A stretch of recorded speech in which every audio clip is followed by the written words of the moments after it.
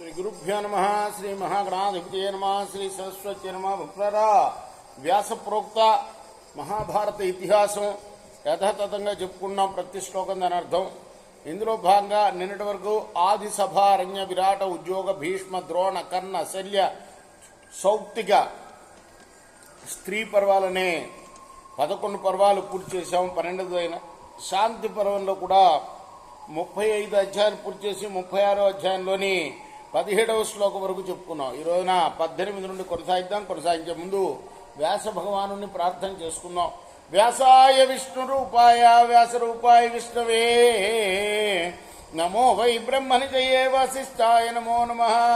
నారాయణం నమస్కృత్య నరం చైవ నరోత్తమం దేవీం సరస్వతిం వ్యాసం తతో జయముదీరయేత్. సమర్థ సద్గురు సాయినాథ్ మహారాజ్ కీ జై. క్షయం శోకం ప్రకుర్వాణః న మ్రియేత యదా నరః శస్త్రాదిభిరుపవిష్టః త్రిరాత్రం తత్ర నిద్దిశేత్.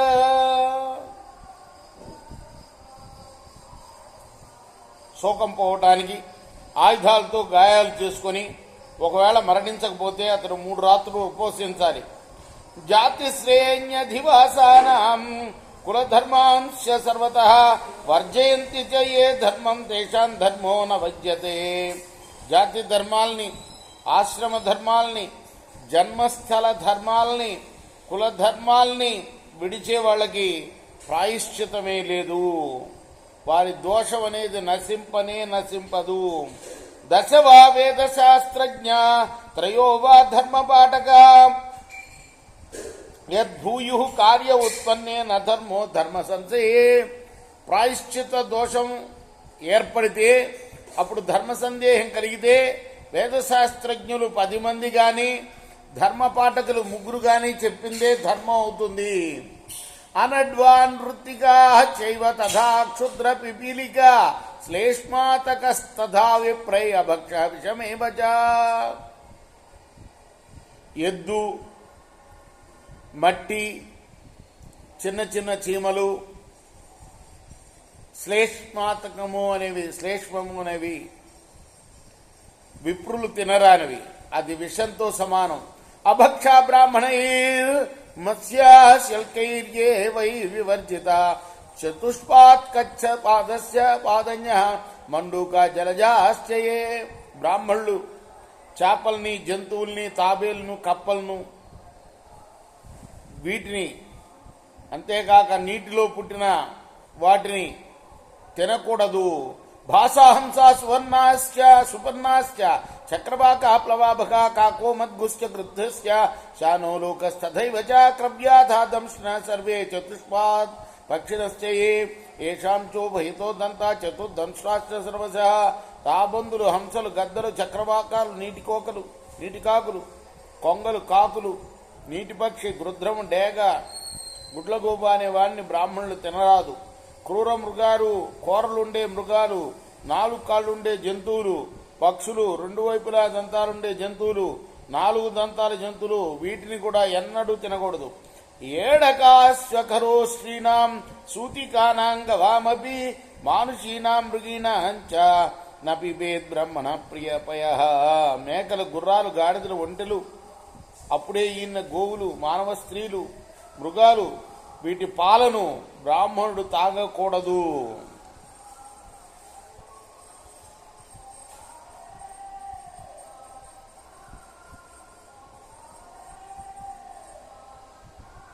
ప్రేతాన్నాం సూతికాన్నాం చ యచ్చకించిద్ అనిర్దశన్ అభోజ్యం చాప్యపేయం చ దేనోర్ దుగ్ధమనిర్దశం. ప్రేతానికి పెట్టిన అన్నం, పురుటివారి అన్నం, మృతాశౌచం కలవారి అన్నం తినకూడదు. ఈయన 10 రోజులు కూడా దాటిన ఆవుల ప్రాలు తాగకూడదు. రాజాన్నంతేజ ఆదత్తే శూద్రాన్నం బ్రహ్మోర్చసాం ఆయు సువర్ణకారాన్నాం వీరాయాశ్చయోష. రాజుల అన్నం తేజస్సును హరిస్తుంది. శూద్రుడి అన్నం బ్రహ్మవర్చస్సును హరిస్తుంది. సువర్ణకారుని అన్నం, పతిపుత్రులు లేని స్త్రీ అన్నం ఆయునే హరిస్తాయి.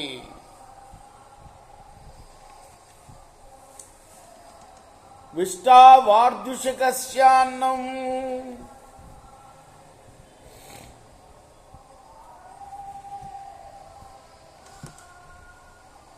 గణికాన్నమధేంద్రియం మృష్యంతి ఏ చోపపతిం స్త్రీజితానాంచ సర్వశః.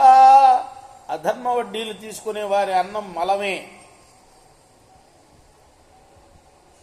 వేశ్య అన్నము, స్త్రీలతో వచ్చే ఉపపతి అన్నము, స్త్రీ సాధించిన అన్నము శుక్రమే, అనగా వీర్యాన్ని హరిస్తుంది.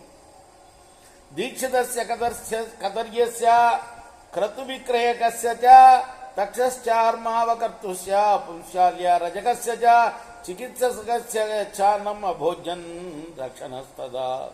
దీక్షితుడు లోబి, యజ్ఞంలోని ద్రవ్యాలను అమ్ముకునేవాడు, వడ్రంగి, చర్మకారుడు, శీలరహితైన స్త్రీ, చాకలి, వైద్యుడు, గ్రామపాలకుడు వీరి అన్నం తినకూడదు. గణ గ్రామావిశస్తానాం రంగ స్త్రీ జీవినాం తథా పరివిత్తీనాం పుంసాం చ బందిచ్యూత విధాం తథా. గ్రామం నుండి వెలివేయబడేవాళ్లు, రంగస్థలాన్ని, స్త్రీని ఆశ్రయించి జీవించేవాళ్లు, ముందు తమ్మునికి పెళ్లి అయిన అన్న, బందీ అయినవాడు, జ్యూత విద్యలో నేర్పుగలవాళ్లు వీరి అన్నం తినకూడదు. వామహస్తాహృతంచాన్నం భక్తం పరివృష్టం చేత్ సురానుగతముచ్ఛిష్టమ భోజ్యం శ్రేష్టం చేత్. ఎడమ చేతితో తెచ్చిన అన్నం, సద్యన్నం, మద్యంతో తెచ్చిన అన్నం, ఎంగిలి అన్నం, ఇంట్లో వారికి పెట్టకుండా దాచుకున్న అన్నం వీటిని తినకూడదు. పిష్టస్య చేక్షు శాఖానాం వికారాః పైనస్తదా సక్తధానా కరంభానాం నోపభోగ్యాశ్చిరస్థిత. చాలా కాలం నిలవ ఉండిన పిండి, చెరకు, కూరలు, పాలు, పేలపిండి, అటుకులు, పెరుగుతో కలిపిన పిండి, వీని పులిసిన పదార్థాలు ఉపయోగించరాదు. పాయసం, కృసరం, మాంసం, అపూపాశ్చ వృధాకృత అపేయాశ్చాప్య భక్షాశ్చ బ్రాహ్మణై గ్రహమేదిభి. క్షీరాన్నం, నువ్వులు కలిపిన అన్నం, మాంసం, దైవ నివేదనకు కాకుండా వృధాగా చేసిన అప్పాలు వీటిని గృహస్థులైన బ్రాహ్మణులు త్రాగరాదు, తినరాదు. దేవాన్ ఋషీన్ మనుష్యాంశ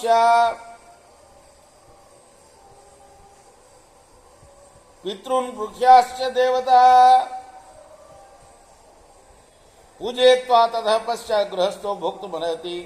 గృహస్థు దేవతల్ని, ఋషుల్ని, మనుష్యుల్ని, పితృదేవతల్ని, గృహదేవతల్ని పూజించి తర్వాత తాను భుజించాలి. పంచయజ్ఞాలు అంటారు అన్నాడు. యథా ప్రవ్రజితో భిక్షు తథైస్వే గృహే వసేత్ ఏవం వృత్తః ప్రియైర్ధారై సంభసన్ ధర్మమాప్నుయాత్. గృహస్థు సన్యసించిన వాళ్ళలాగా తన ఇంటిలోనే ఉండాలి. ఇటువంటి ప్రవర్తనతో భార్యతో కలిసి నివసిస్తూ ధర్మం పొందాలి. న దజ్జాద్యసేదానం న భయాన్నోపకారణేన నృత్య గీత శీలేషు హాసకేషు ధార్మిక.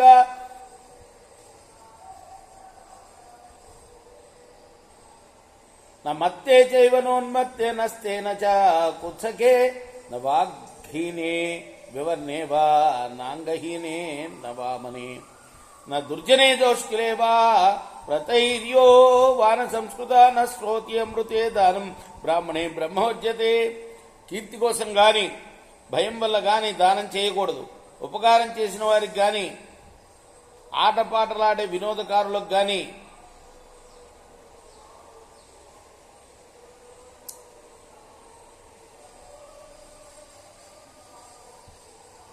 ధార్మికుడు దానం చేయరాదు.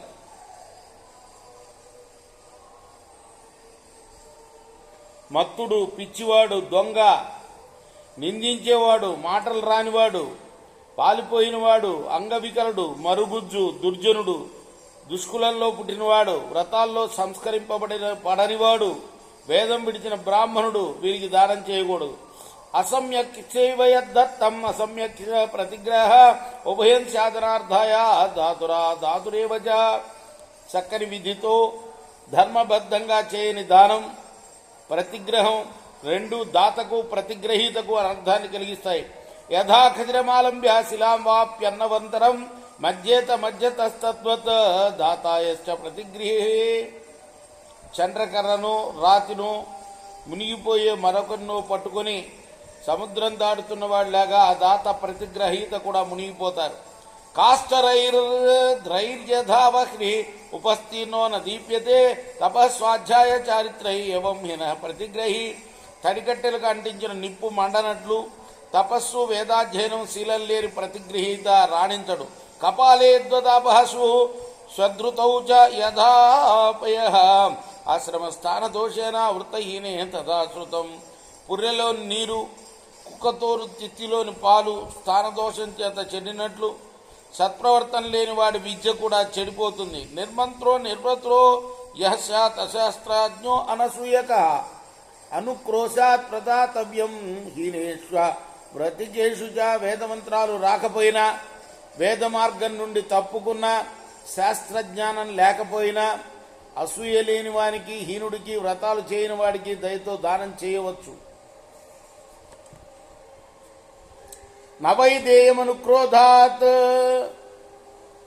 దీనాయాస్యపకారణే ఆప్తాచరిత ఇచ్చేవా. ధర్మ ఇచ్చేతవా పునః. ఇతరులకు అపకారం చేసేవాడికి దీనుడైనా సరే దయతో దానం చేయకూడదు. అతను ఆప్తుడు అనుకుని కానీ, అలా ఇవ్వడం ధర్మం అనుకుని కానీ ఇవ్వరాదు. నిష్కారణం స్మృతం దత్తం బ్రాహ్మణే బ్రహ్మర్జతే భవేద పాత్ర దోషేన నచాత్ర అస్తి విచారణ. వేదం పీడిచిపెట్టిన బ్రాహ్మణుడికి ఇచ్చిన దానం అపాత్ర దోషం చేత నిష్ఫలమని భావింపబడింది. ఇందుకు విచారించాల్సినది ఏమీ లేదు. యథా దారుమయో హస్తి యథా చర్మమయో మృగ బ్రాహ్మణశ్చానధీయాన త్రయస్తే నామ బిభ్రతి. కొయ్య ఏనుగు, తోలు మృగం, వేదం చదవని బ్రాహ్మణుడు, వీళ్ళు ముగ్గురు కేవలం పేరుకు మాత్రమే బ్రాహ్మణులు సుమా. యథా షండోఫల స్త్రీషు యథా గౌర్ధవిచాఫల శకు నిర్వాహాప్యపక్ష స్యాత్ నిర్మంత్రో బ్రాహ్మణస్తదా.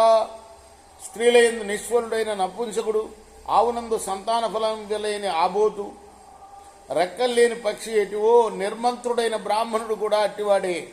గ్రామో ధాన్యైర్యథా శూన్య యథా కూపస్య నిర్జర యథాహుతమనగ్నో చ తథైవ్యస్యాన్నిరాకృత.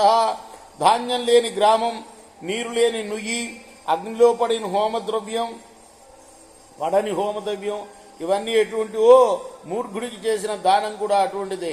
దేవతానాం పితృణాంచ హవ్యకవ్య వినాశక శత్రుర్ధరో మూర్ధ నలోకాన్ ప్రాప్తుమర్హతి.